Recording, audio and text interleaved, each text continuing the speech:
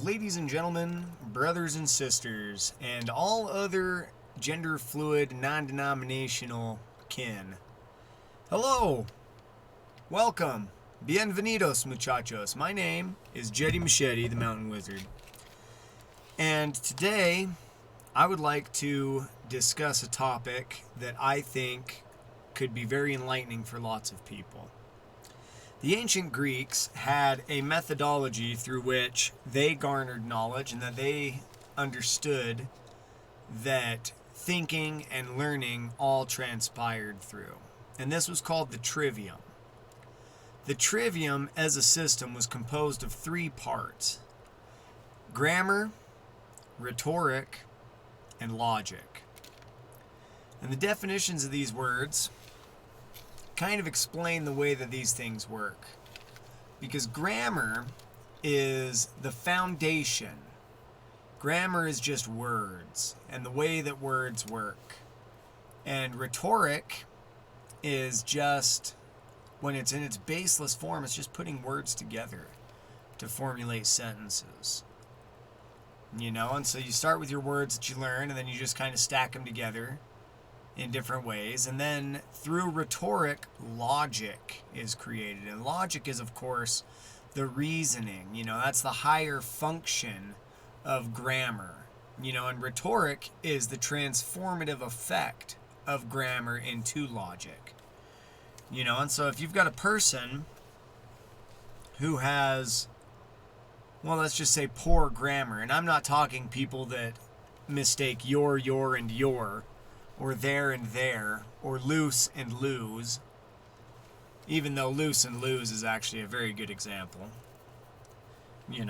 because the others are just contextual. People understand them. Just because they don't spell them correctly doesn't mean much. People were always speaking before they were always reading and spelling. I mean, we enjoy the highest literacy rate in the world at this point in time. And so you got to cut some people some slack in reality when it comes to spelling errors, because a spelling error is not a grammar error. However, grammar errors that could definitely be highlighted is the misuse of words, or even the obfuscation of words. And we'll start with the first one, the misuse of words. Poor grammar. To think the word good is a qualitative descriptor is just wrong. That's incorrect. That's not good. Good is a moral descriptor, and these things are very important to have differentiated, because how could you explain the moral question when there are no moral words? The same way that you couldn't describe the quality of something if you didn't have qualitative words. Something can't have, like, a bad taste, because bad, once again, is a moral descriptor. And people use these words all the time as qualitative descriptors, and it's just not correct. It actually creates a lot of confusion in the world, and it creates a lot of confusion within ourselves when we use these words incorrectly all the time. That's more of the poor grammar that I would like to address, because when we use grammar well, then we can create different rhetoric, and with different rhetoric we can create new logics. But once again, like I said, if you don't have the correct words to use to describe something and to define something adequately, then so much gets lost in the meaning. Even the word define, that's such an interesting word, because even the idea of definition, one of the definitions of the word definition is clarity of sight, to see clearly. Think about, like, your high definition television. You can see things very clearly when there is high definition. And when there is low definition, it becomes more difficult to see things clearly. And this is also the case when it comes to words. When you have words that are incorrectly used to describe things, or words that are overused again and again to describe different things, then you lose the definition. You gain a very low definition of a word. The more specific the definition of a word is, the better off. But of course, if people don't understand the definitions of words, then these things can be lost in translation as well. Even misunderstanding the words you use. In fact, I shouldn't even say misunderstanding. In miscomprehending the words that you use, and in misusing words, we create a state of low definition. And this is not desirable for anybody that's trying to, see clearly and to think clearly. Because an inability to think clearly, what does that lead to? What does that really lead to? The inability to think clearly, the inability to reflect, the inability to contemplate, the inability to entertain an idea without accepting it as fact or truth. This becomes dangerous ground. And that's why I wanted to bring up the Trivium, because that's what this is the Trivium is itself a method for deconstructing the process of thought and learning.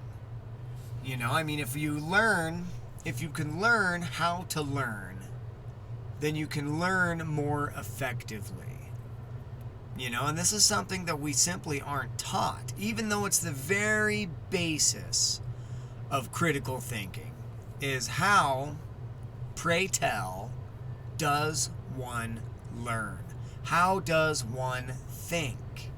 And why does one think that way? And the Trivium can reveal these secrets to us. Because once again, if you've got poor grammar, if you cannot describe what you are going through, and if you cannot define what you are going through in comprehensible terms, then it becomes impossible to cognize what is actually happening. And cognition is the active recognition. Cognition is the active thinking of being able to comprehend what is happening around you. And if you cannot cognize what is happening within yourself and why it happens, then your ability to change yourself becomes less and less and less. You become less potent, as it were, as a catalyst of self-change. And the reality of what that means is that when you become a less potent catalyst for self-change, then you are actually and actively losing your power. Okay? That's the reality of it. Is when you are out of control of yourself, well then who is in control? That's a pretty tender subject, isn't it? It's kind of a loaded question too. To say, well, if you're not the one who decides how you act and how you think and how you feel, then who really is? Then who really does decide these things? And of course, with society and media and just with there are so many factors in this world that make it very, very easy to just be facilitated into not using your own cognition and not using your own thoughts, and to just throw up a flag and say, well, I'm joining this side or I'm joining that side. There are so many sources of these distractions that it's really no wonder that we aren't taught this one very fundamental thing. Because being able to understand how you learn and being able to understand how you think and why you think the way you think grants you a new potential. Because once again, that's really what a lot of it comes down to is a person without potential is very easily controlled. And we all have a potential, but if you can't access it, then you don't have it. And this is like the same thing that I see lots of people that don't even make it to their mid-20s with their dreams still intact and with their hopes still intact. You know, and a big part of the reason why this is because these people don't make it to their mid-20s with their ability to think intact and with their ability to learn intact. And so, this is worth a study, you know. The grammar that you use, the rhetoric that you form, and the logic that exists from this process. You know, this is a way for us to break down and re-inform ourselves. I mean, because you can even look at it as a sense of programming. You know, because programming, I mean, even in the word programmer, you know, a programmer uses language to direct behavior. Every computer program that's written depends on a language of some variety. Even if it's a language of math, you know, math itself can have language embedded within it and rhythms embedded within it, you know. And so even as a sense, a programmer utilizes the Trivium in the same sense that they have an input, which is the language that they use to build a program. There's an input, there's a computation or a processing, which is where the language is then met with other, you know, forms of itself. And when these forms work well, then you get the output that is desired. So the Trivium, viewed as a programmer's tool, is input, processing / computation, output, grammar, rhetoric, logic. And these things are linear. If you do not have the correct words, then you cannot have a correct logic. I mean, one of the other words that has been heavily obfuscated, and it's one that I like to talk about all the time to anybody that will actually actively listen to me, is the word violence. The word violence rose out of the word violent, which is to say a person or a thing who violates the rights of another. You know, that's what a violent is. And so violence is the act of violation. Violence is not a force descriptor. It isn't. It isn't a force descriptor. You know, it's a moral descriptor. Once again, you know, these are the words that I think are the most important to really grasp and really understand, because when you don't have moral descriptors, you can't ask the one incredibly basic question that has been asked by philosophers since the dawn of time. What does it mean to be good? What does that mean? What is goodness? What is virtue? What is righteousness?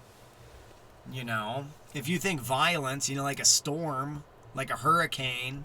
Oh, the hurricane struck the coast with such violence it destroyed all these towns. Well, dude, that simply cannot be. All right? Because, like, a hurricane has no mind of its own. A hurricane has no property right of body of its own. And so, as a force of nature, you can't say that a hurricane violated these people's rights. You know, that's not how that works. But you could say that the hurricane struck with immense force, you know, because force is a descriptor of physical work being done in the universe and in the world, in the physical dimensions. You know, I mean, like a bullet has force, but the gunman can be violent. You know what I mean? Like, does that make sense?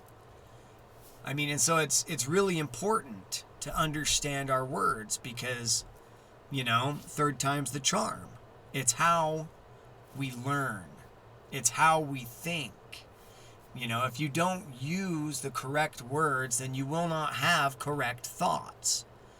I mean, and this is like, it seems very basic. And that's, you know, once again, that just is all the more reason why I'm blown away that this isn't something that we teach every high school student.